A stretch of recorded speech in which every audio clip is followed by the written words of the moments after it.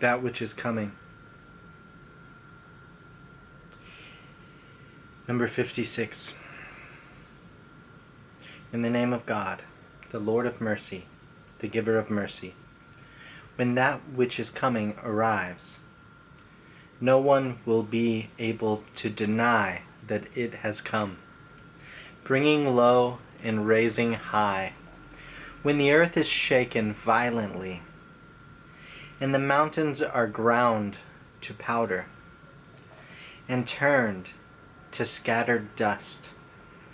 Then you will be sorted into three classes. Those on the right, what people they are. Those on the left, what people they are. And those in the front, ahead indeed. For those will be the ones brought nearest to God, in the gardens of bliss, from the past and a few from later generations.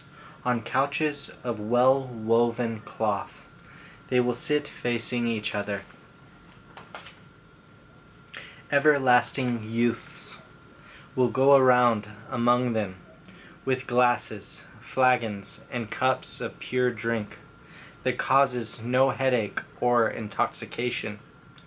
There will be many fruit that they choose, the meat of any bird they like, and a beautiful-eyed maidens like hidden pearls, a reward for what they used to do. They will hear no idle or sinful talk there, only clean and wholesome speech. Those on the right, what people they are. They will dwell amid thornless lote trees and clustered acacia with spreading shade, constantly flowing water, abundant fruits, unfailing, unforbidden, with incomparable companions we have specially created, loving of matching age for those on the right, many from the past and many from later generations.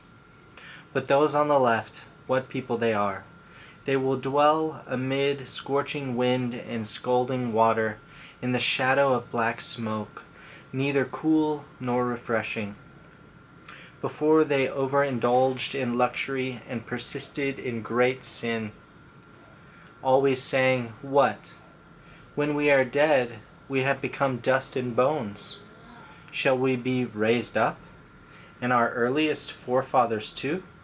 The earliest and latest generations will all be gathered on a predetermined day, and you will have gone astray and denied the truth. You will eat from the bitter tree, filling your bellies with it, and drink scalding water, lapping it up like thirsty camels. This will be their welcome on the day of judgment. It was we who created you. Will you not believe? Consider, do you create semen yourself? Or are we the creator? We ordained death to be among you.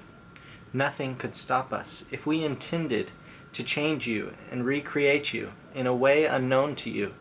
You have learned how you were first created. Will you not reflect? Consider the seeds you sow in the ground. Is it you who make them grow, or we? If we wished, we could turn your harvest into chaff and leave you to wail. We are burdened with debt. We are befrit. Consider the water you drink. Was it you who brought it down from the rain cloud, or we? If we wanted, we could make it bitter. Will you not be thankful? Consider the fire you kindled. Is it you who make the wood for it grow, or we?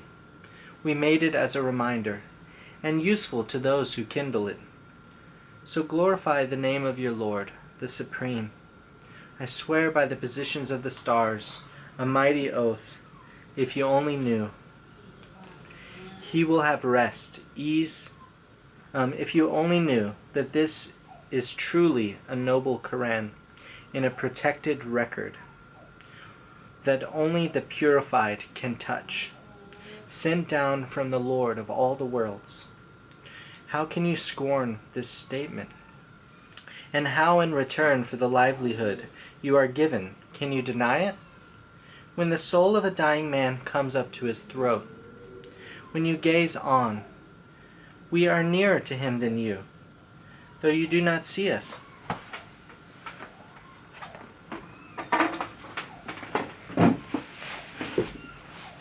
What is going on in here, baby? I don't know why you're crying. Ooh. I'm not mad. Then make him cry more, you gotta talk nice to him. If you talk nice, make him stop crying, see? If you talk mean, of course he's gonna cry more.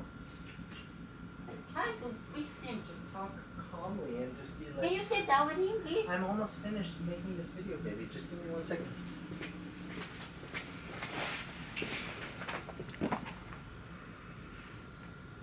When the soul of a dying man comes up to his throat, while you gaze on, we are nearer to him than you, though you do not see us. Why, if you are not in power, do you not restore his soul to him? If what you say is true, if that dying person is one of those who will be brought near to God, he will have rest, ease, and a garden of bliss. He is one of those on the right. He will hear, "Peace be upon you," from his companions on the right. But if he is one of those who deny the truth and went astray, he will be welcomed with scalding water. He will be burnt in hell. This is the certain truth. Glorify the name of your Lord, supreme.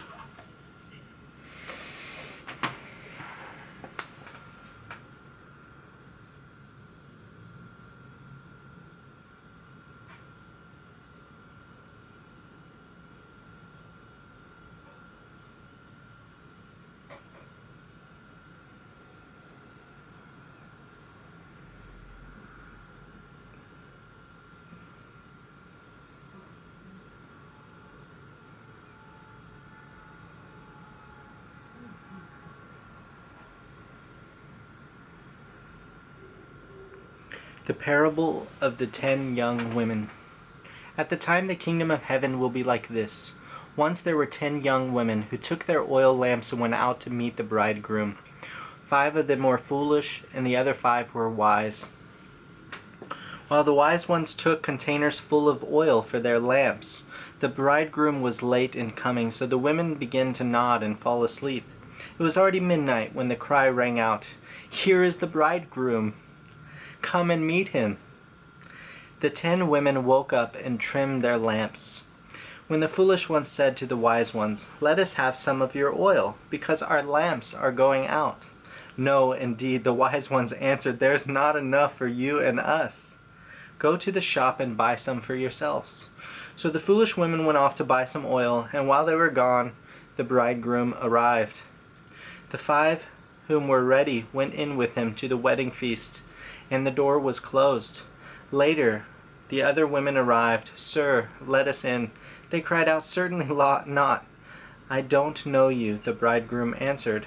And Jesus concluded, "Be on your guard then, because you do not know the day or the hour."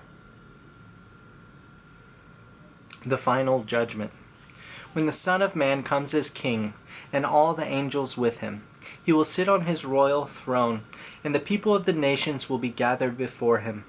Then he will divide them into 2 groups, just as a shepherd separates the sheep from the goats. He will put the righteous people on his right, and the others on his left. And he will say to the people on his right, "Come, you are blessed by my Father. Come and possess the kingdom which has been prepared for you ever since the creation of the world. I was hungry, and you fed me. Thirsty, and you gave me drink. I was a stranger, and you received me in your homes. Naked, and you clothed me. I was sick, and you took care of me. In prison, and you visited me." The righteous will then answer him, "When, Lord, did we ever see you hungry and feed you, or thirsty and give you drink? When did we ever see you a stranger and welcome you in our homes, or naked and clothe you? When did we ever see you sick or in prison and visit you?" The king will reply, "I tell you, whenever you did this for the least important members of these members of my family, you did for me." Then he will say to those on his left, "Away from me. You are under God's curse. Away to the eternal fire, which has been prepared for the devil and his angels."